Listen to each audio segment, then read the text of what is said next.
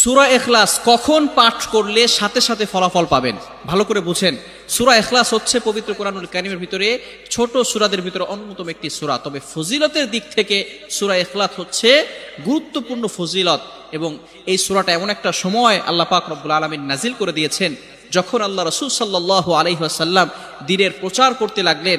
এমন সময় আল্লাহ পাক রব্বুল আলামিন এক আল্লাহর দাওয়াত দিতে লাগলেন।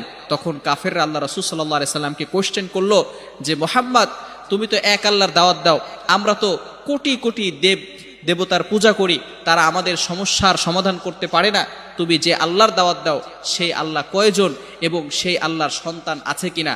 সাথে সাথে আল্লাহ পাক রব্বুল আলামিন এই কাফেরদের প্রশ্নের উত্তরে আল্লাহ রাসূল সাল্লাল্লাহু আলাইহি সাল্লামের কাছে এই সূরাটি নাজিল করলেন, কুল হুয়াল্লাহু আহাদ আল্লাহুস সামাদ লাম ইয়ালিদ ওয়া লাম ইউলাদ ওয়া লাম ইয়াকুল লাহু কুফুয়ান আহাদ।